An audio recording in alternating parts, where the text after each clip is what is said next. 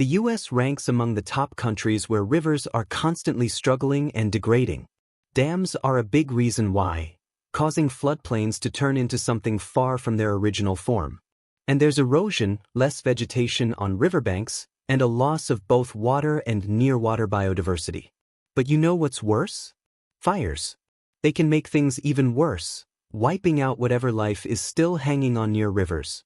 However, in Washington state, they figured out how to bring rivers back to life, even after wildfires. Biologists just went ahead and released some beavers there. And soon, the scorched land started showing signs that hadn't been seen in years. So, are beavers saving Washington? Sounds bold, maybe even a bit weird, but it kind of looks that way. Let's see how it all works. What river comes to mind first when we talk about the degradation of U.S. waterways? Of course, it's the country's main artery, the river tied in one way or another to 40% of all land in the continental U.S. The Mississippi. With its endless web of tributaries, the Mississippi tells a powerful story. You can get a sense of just how much people affect the river by looking at the dead zone in the Gulf of Mexico. That dead zone shows up for most of the summer off the coast of Louisiana, and it's basically a toxic soup of nitrates and phosphorus that flow into the Mississippi from farming, industry, and everything else that creates waste. But that's not all. Active human activity in the Mississippi River Basin also leads to the loss of real biodiversity hotspots, floodplain forests and wetlands. Floodplain forests are safe spots to rest and a food source for hundreds of kinds of birds, insects, fish, and other animals. They're forests like any other, but with a twist. They get flooded by the Mississippi itself or one of its tributaries. And that makes them incredibly diverse. For example, the floodplain forests in the upper Mississippi area are home to 180 species of birds during nesting and migration. And if you count all species, the number shoots into the thousands. But since the 1800s, people have been actively developing both the upper and lower Mississippi regions. The upper part has lost nearly half of its floodplain forest cover. Here's what that looks like today. Trees turned into deadwood due to changing conditions. In the lower Mississippi, where all kinds of species live, only 30% of the land is forest, according to a 2020 study.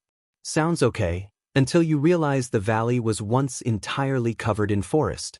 And because of all this human influence, the Mississippi and its tributaries have turned into flood machines.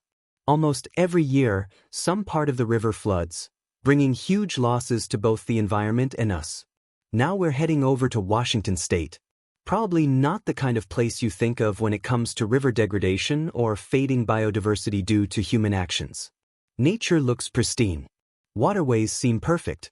But that's just appearances. According to the Center for American Progress, more than 46% of all rivers in Washington have been altered. Break it down further. 68% of large rivers.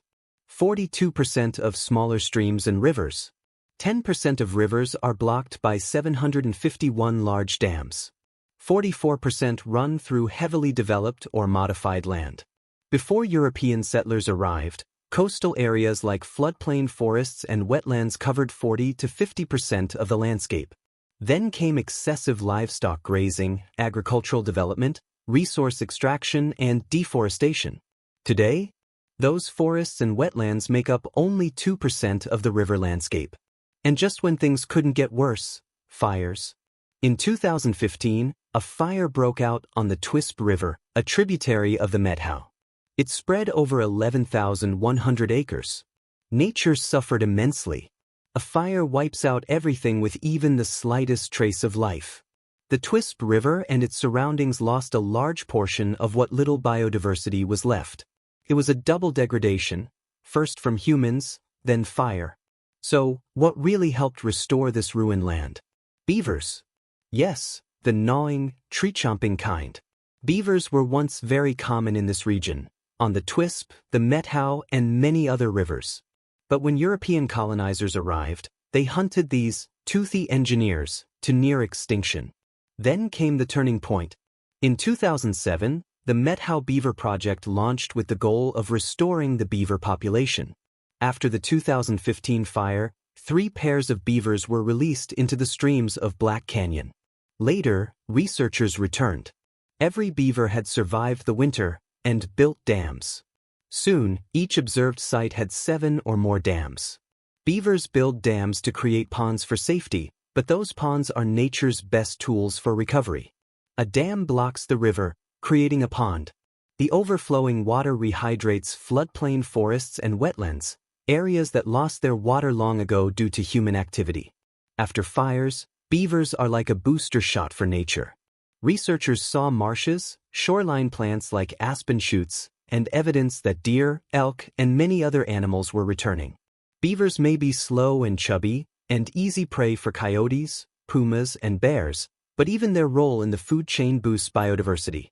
It turns out just a few beavers can restore an entire area, even after complete destruction. That's why scientists call them a keystone species. Since 2008, more than 300 beavers have been released in the Upper Methow tributaries as part of a project between the U.S. Forest Service, the Washington Department of Fish and Wildlife, and salmon recovery funding. Each beaver dam can hold 1 million gallons of water. Across the project, beavers have created 176 ponds. That's not theoretical. Biologists studied 62 of them and concluded they hold nearly 5 million gallons of water. Enough to supply an average household in Twisp for 5 years. Not impressed? Each year, these dams collect 65 million gallons of water. Enough to serve a typical household in Twisp for 24 years. And there's more.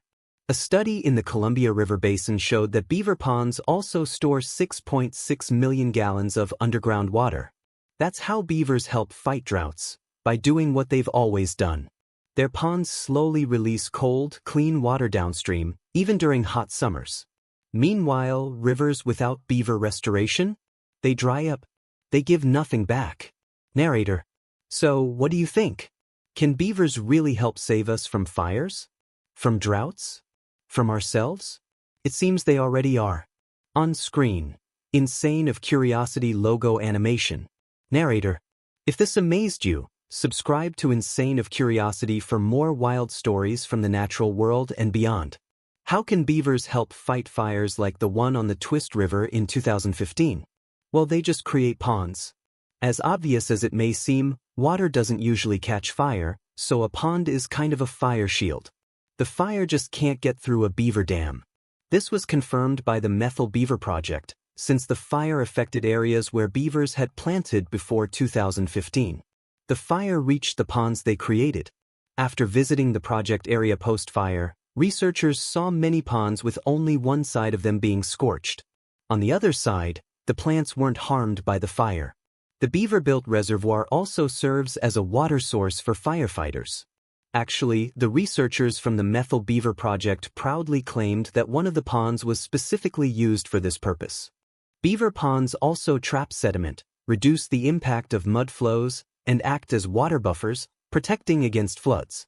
It seems like beavers deserve more recognition because these natural builders are versatile saviors, able to return the waterway to its original, much healthier state. And just when you think the benefits of beavers are all covered, here comes salmon. Yes, beavers help with this too. Salmon habitat. Salmon's a fish with a complicated life. It's born in fresh water, grows in streams, then moves downstream to spend time in the river mouths where it gets big enough to survive in the ocean. After a rich life in the ocean with plenty of food, salmon starts its complex return journey to the freshwater ponds in the upper reaches of the rivers, where it spawns and then dies. Washington State is a paradise for 7 kinds of salmon. It has everything they need to thrive, tons of little streams, access to the ocean, and more.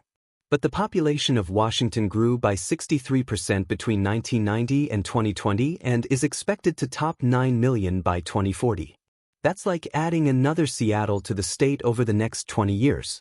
As the population keeps growing, more land and water are needed for living, working, and leisure. And that's already leading to the loss of salmon habitats, with more damage on the horizon. For example, there's Puget Sound. Over time, it lost its role as salmon habitat along a third of its massive shoreline. That's over 2,500 miles long. Reinforcements, including dams and other structures, were built to protect homes and other infrastructure. All this protection changes the habitat of salmon and forage fish. The reinforcement stops waves from eroding the bluffs, creating beaches where salmon find insects and other fish to eat. Floodplains, as we've already said, also suffer heavily from human impact. For example, some reports say that 50 to 90% of land along waterways in Washington's been lost or significantly altered by people. These are areas full of lush vegetation that shade and keep the water cool, filter out dirty water, support trees with roots that help hold the banks together, and provide shelter for fish. Basically, floodplains are a safe haven and a food source for young salmon. So changing or wiping them out completely becomes a real challenge for this precious fish. Of course, fixing all that takes a full-on complex approach, and that's exactly what the state's doing now, actively working to restore and protect salmon habitats. Beavers can help with that too. In Washington state, there's a project called Tulip Beaver. And since 2014, over 200 beavers have been released as part of it. The main goal of this project was to boost the declining salmon population. The beavers built dozens of ponds, which turned out to be perfect spots for young salmon to live and grow because the water's cold, just right for this fish. Plus, ponds mean tons of plants that give shade and loads of insects that become food. Basically, a pond's an ideal temporary home for a fish with a rough journey. This project didn't measure how much the fish numbers went up after the beavers moved in. According to the team, they simply don't have the resources for that. So biologists are measuring things that are easier to gather: water temperature, plus the number and size of new ponds. For the people involved, the key indicator is a better habitat, since a better habitat equals more salmon. If that doesn't quite convince someone, biologists go on. We've seen sites just completely transformed to these massive beaver complexes of like 12 to 13 dams and ponds everywhere.